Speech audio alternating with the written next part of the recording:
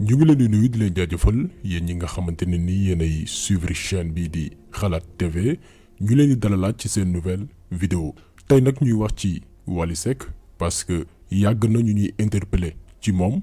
mais dañu mës a wax que ni moom méritewul suñu temps te yaakaaroon nañ ni tamit ndaw ñi conscient nañ de telle sorte que duñ ko topp ci yoon bu bon bi nga xamante ni moom la jël mais dañ na tey parce que lu ëpp tuuru aljuma juróomi fan ci weeru juillet ci benn concert moom Wally bu mu defoon mu sol ab t-shirt boo xamante ni nii ñi ngi ci nemmeeku drapeau wu mouvement LGBT maanaam mouvement bi ëmb lesbiennes yi maanaam jigéen ak jigéen yi sëy gay muy góor jigéen bisexuel mooy nit yi nga xamante ni nii dañuy sëy ak bépp xeetu doomu aadama moo xam muy góor wala muy jigéen ak ñi ñuy wooyee transgenre maanaam ñi nga xam ni seen awra méngoowul ak seen jëmm. loolu lépp dina leen ko détailler ci vidéo bi pour wan leen ni Wally Seck dafa bokk ci ambassadeuru lobby homosexuel yi nga xam ne ñoo ne ci biir réew bi bu ngeen seetaanee vidéo bi du début jusqu'à la fin di ngeen comprendre que ni nit ki baaxul ci société bi te du modèle boo xamante ni ndaw ñi war nañ ko mën a topp. avant tout da leen di expliquer d'abord t-shirt bi Wally Seck sol mooy lan. ci t-shirt bi da ngeen ciy gis benn drapeau arc-en-ciel comme ni lañ ko jugee woon ci début bi nga xam ni bokkut ak dara yeneen arc-en-ciel yi nga xam ni leneen lay signifier drapeau bi nii homosexuels yi maanaam lobby góor jigéen yeeg lesbiennes yeeg yu ni mel ñu ngi ko tàmbali utiliser depuis atum 1978 ki ko créé woon di benn graphiste militant américain bu ñu tuddee Gilbert Baker moom moo créé drapeau bi te bi mu ko créé dafa expliquer ni li tax a jóg drapeau bi mooy diversité couleurs yi maanaam couleurs yi nga xam ne dañu wuute day représenter diversité bi ñeel doomi aadama yi maanaam ku ci nekk yëg-yëg bi ngay am ci sëkk koo xamante ni yéen a bokk awra wala bokkoo leen sax awra ñu bàyyi la ci nga choisir maanaam tànn sëy ku la neex te bu mu am benn gàllankoor mooy drapeau bu ngeen di gis nii Wally Seck sol ko. ci drapeau bi nii couleur bu ci nekk dafa am lu muy tekki ci LGBT yi maanaam lesbiennes yi góor jigéen yi bisexuels yi ak transgenres yi maanaam boo jëlee couleur bu rouge bi li muy tekki mooy la vie et la guérison maanaam dundu àdduna ak lépp lu jëm ci wàllum paj tey ku xam protection sanitaire xam ni ñoom lobby homosexuels yi muy góor jigéen yi dañ ci am avancé bu jéggi dayoo parce que am nañ seen industrie pharmaceutique.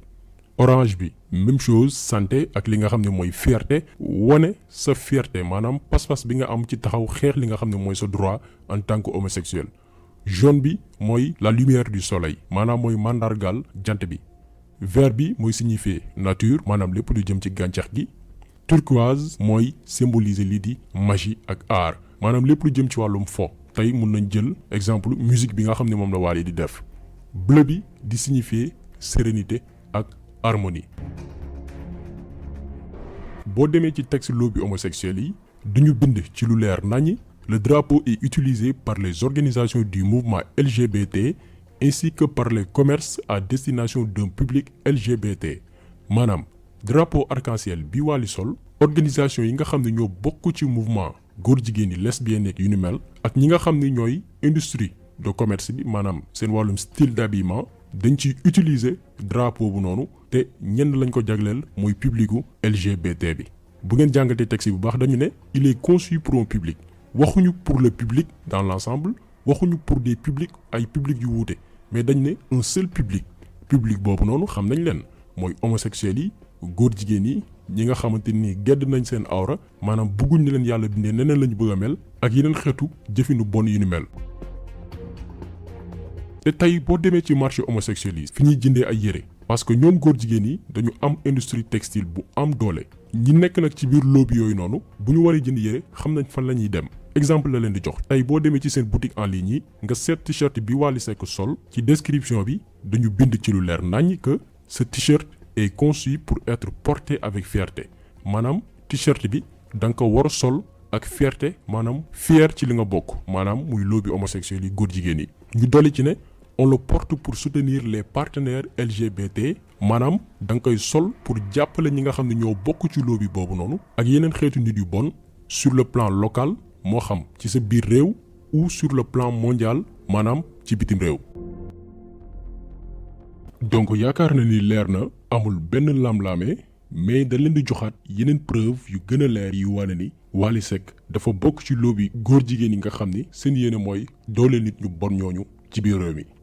kañ la Wally Seck sol t-shirt arc-en-ciel boobu di représenter mouvement LGBT yi mi ngi ko sol ci période bi ñuy dippee Gay and Lesbian Freedom Day Parade ñu koy woowee tamit Gay Pride wala marche des fiertés muy période boo xamante ne nii mouvement LGBT yi maanaam góor jigéen yeeg lesbiennes yeeg xeetu nit yu ni mel dañuy organiser ay manifestations ay marche ak ay yeneen événements pour lan d'après ñoom li ñu jàpp mooy jox visibilité nit ñu mel ni ñoom muy homosexuel bisexuel transgenre ak yeneen xeetu nit yu mel ni ñoom mën a revendiquer laaj li nga xamante ni mooy seen liberté ak seen yemale ak yeneen doomi aadama yi nga xam ne bokkuñu ak ñoom orientation sexuelle maanaam bokkuñu même désir yi. et chaque fois bu ñu organiser genre événement yooyu noonu dañuy yor drapeau arc-en-ciel bi mooy bi Wally sol nii.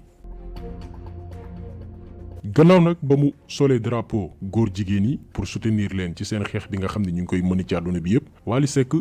jot ngërëmu mouvement LGBT bi nekk biir Sénégal maanaam organisation bi ëmb góor jigéen ñi fii ci Sénégal parce que organisation boobee dafa def ab publication ci Twitter moom ngeen di gis nii ci tweet bi ñu ne le Sénégal célèbre Pride 2019 à sa manière lors de la victoire à la CAN 2019 contre Ouganda tous les moyens sont bons pour se faire entendre ñu ne ci seen publication bi Sénégal mi ngi màggal bés bi ñuy célébrer ak yelleefu góor jigéen ak lesbienne ak yeneen xeetu mbon gannaaw bi Sénégal amee ndam ci CAN 2019 bi digganteem ak Ouganda ñu dolli ci ne bépp moyen bu ñu mën a am rek pour ñu dégg leen ngir seen xeex ñu mën koo amal daañu ko def. actuellement ñoom seen compte Twitter bi sax dañ ko bloqué parce que gannaaw ba ñu defee publication bi dafa am ay sénégalais yu bëri yu leen signalé ba seen compte bi instant yi dañ ko bloqué.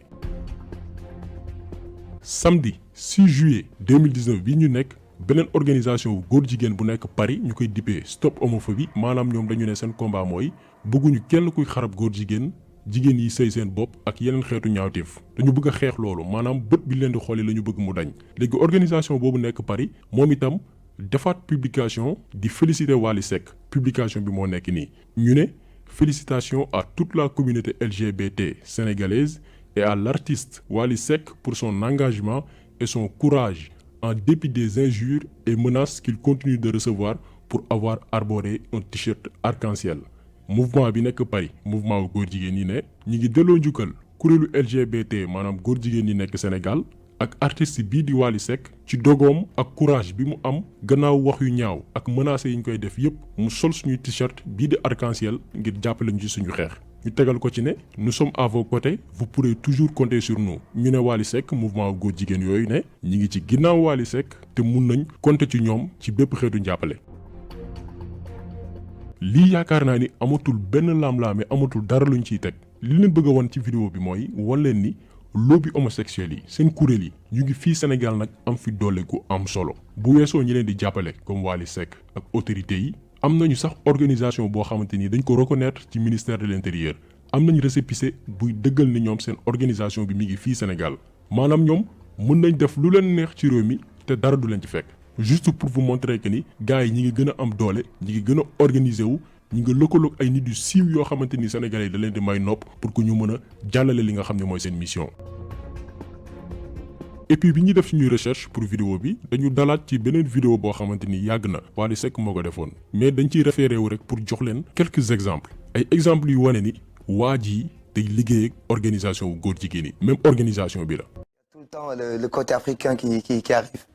aussi. Ouais, et Ouais. c'est-à-dire qu'on peut pas tout faire, on peut pas... Tu peux pas tout faire quand tu es artiste. Ils confondent des fois la personnalité et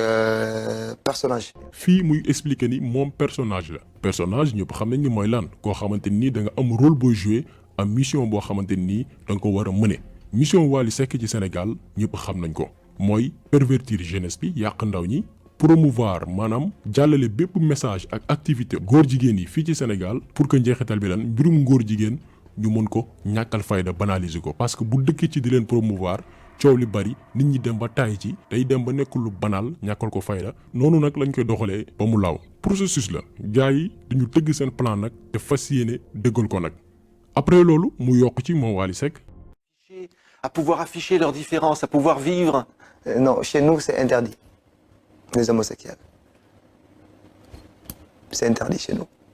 fii boo ko déggee dénoncé wul li nga xam ni mooy ngóor jigéen ñaawlu ko benn yoon waxul tamit ni sama diine li mu ne moom la d'après li mu wax day aaye li nga xam ne mooy ngóor jigéen waxul aussi ni bokkuma ci mais li mu wax lenn kese la mooy sama réew da koy aaye ci njeexital bi mu dolli ci lii. Il faut se cacher. Bon, je sais pas, je fréquente pas les homos, donc je sais pas qu'est-ce qu'ils font.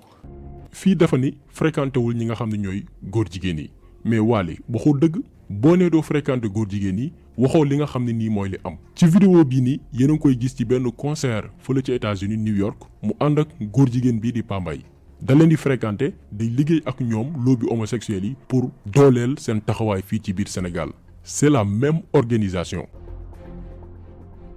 mais lii nag du lu bees parce que Wally du bu njëkk ñu koy tudd ci mbir yi preuve bi mooy fii Sénégal bëri na ay artistes am na ay junni artistes du ñu jeex am na fi ay woykat mais moom kese ngay dégg ñu koy tam ngóor jigéen parce que nit ki moom li nga doon rek ngay wane moo fi sol ay yëre góor jigéen moo tax boo yëpp léegi di sol ay peew kenn xamatul léegi kan mooy góor ak kan mooy jigéen ndax seen melokaan ak seen solin ngoo xamante ni kenn xamul fan lañ ko jëlee mu rax ci dolli di yor ay sac ca ëllëg sa mu teg ci ay body mbaal yëre góor jigéen rax ci dolli nag ay chaîne or alors que boo demee ci diine l'islam sax dañuy aaye góoru jullit di sol li nga xamante ni mooy or mais moom kenn xamul lu mu doon lenn daal xam nañ ko mooy góor jigéen yi lay àndal ñoom lay dooleel ñoom lay liggéeyal fii Sénégal loolu daal xam nañ ko ci Wally Seck. après nag ñu mel ni moom ñooy tourné ñëw naan jullit laa alors que lépp lu ñuy def méngoowul ak li nga xam ni moom la leen seen diine sant yow appliqué woo dara ci li nga xam ne nii mooy sa diine lim la wax. parce que nit ñu mel ni Wally xam nañ lan mooy seen i pexe dañuy def seen i njombe ba pare taxaw ci kanamu télé yi naan taalibe laa alors que tarixa bi nga xam ni yow fa ngay tudd sax bu la fa sëriñ bi ko sanc fekkoon rëq sa ndigg ay naafeq lañ yoo xamante ne nii li ñuy wax ak li nga xam ne mooy seen jëf dafa wuute ñoo gën a yées seytaane. Wally Seck nag li mu def lu ndaw la ak li nga xamante ni moom la nar ëllëg parce que bu ngeen seetloo depuis ba mbiram yi tàmbalee ba léegi chaque fois day def lu gën a garaaw lu tax parce que am na ay naafeq yi nga xam ni ñoo koy défendre moo tax tiitatul pour def dara am na ay fans yu koy défendre ci réseaux sociaux yi mais ñun faalewuñ yooyu waxuñu pour lu neex nit parce que am na mbooloo bu topp ci moom am na ñu koy défendre ñun loolu lijjantiwuñ ko dëgg moo ñu ñor te saa ñu ko waree wax nag dañ koy wax moo xam conséquences yi lu mu mën di doon même bu dee ni benn nit mooy ànd ak ñun ci dëgg gi nga xam ne ci lañ ne moom la ñuy wóyal parce que moo tax ñu créé chaîne bi. am na aussi ay médias yu koy jàppale ci mission bi nga xam ne ci la ne lu yàggul dara gis ngeen benn télé def documentaire ci moom pour lan def propagande maanaam wane li nga xam ne nee nañ moo ngi koy def ci lu baax ci réew mi ak famem niñ ko bëggee mais ñun loolu dañoo intéressé wul. alalu Wally Seck góor dëgg soxlawu ko lekk koo xamante ni da ngay liggéeyal ay góor jigéen koo xamante ni da ngay yàq jeunesse bi kooku nit du ko ñee ci alal nit du ko ñee ci li muy def parce que alal ju laqe la mais ñun xam nañ lan moo tax propagande boobu lu ko waral ay stratégie la yoo xamante nii da ko tax a jóg mooy sénégalais yi am benn cofeel ci Wally Seck am beneen bët buñ koy xoolee alors que li muy def lu bon ci biir réew mi xaalis mënu koo jënd parce que ay jeunes lay yàq ay tout tànk yi nga xam ni ñoo nar a nekk avenir u réew mi ëllëg. mbir mi nag dañuy wëy di ci wax duñ ci mës a tàyyi parce que lobby góor jigéen yi sawar gi ñu am ngir yàq suñu réew ñu nit dinañ am Pastef ak taxaw temm ba duñ fi yàqee seen nàkk parce que actuellement ñi ngi teg seen plan pour dooleel seen bopp ci biir réew mi dañuy profiter ci occasion bi pour gërëm ak encourager ki nga xam ni mooy Elimane Kane Elimane Kane da doon liggéey ONG bi di Oxfam ñu dàq ko fa lu yàggul dara parce que dafa lànk bokk ci benn programme boo xam ne organisation boobu di Oxfam teg na ko fi Sénégal pour promouvoir góor jigéen yi lesbiennes yi ak yeneen xeetu nit yu bon yu mel ni ñoom ñu dàq ko moom ak ñeneen ñi doon liggéeyee ci ONG boobu noonu. actuellement dossier bi mi ngi en cours au niveau du ministère du travail cas boobu doonu tamit mérité na vidéo mais comme que bëgguñu jaxase mbir yi dañ koy denc ba beneen yoon defal leen ci vidéo parce que lu garaaw la te gouvernement bi war na ci jël ay responsabilités bu fekkee ne duñu ay complices. donc Elimane Kane faaw ñu gërëm ko parce que bu fekkee ne am na ay nit yu bon comme Wally Seck yi nga xam ne yaruñu leen ci diine yaruñu leen ci aada amuñu benn valeur am na ci ñeneen ñoo xamante ni am nañ ci luñ tënku muy diine ak culture ak ngëm-ngëm bu amee ñoo xam ne mën nañ jaay seen réew ndax alalu àdduna am na ci ay patriotes yoo xamante ne ni pare nañ pour défendre li nga xam ne mooy suñu valeur te taxawaayu Elimane Kane daf ñuy wan ni mën na ne mën nañu xeex pour que organisation wu góor jigéen yi nga xam ne ñoo fi ne bëgg a nas seen i pexe yooyee bañ a àndu parce que nag mënuñu ñoo fekk suñu réew ak suñuy ngëm-ngëm ñëw nag bëgguñu imposer leneen loo xamante ni bokkul ci suñuy mbir duñ ko nangu tey duñ ko nangu ëllëg donc combat bi day woy daañu continuer di def ay yeneen vidéo parce que tey mbir mi ngi jël ampleur boo xamante ni buñ ci waxul rek dinañ pervertir suñu ndaw yi. donc vidéo bi tey loolu la woon ñu ngi leen di gërëm di leen jaajëfal di leen jox dig daje beneen yoon ak beneen vidéo jaa ngeen jëf.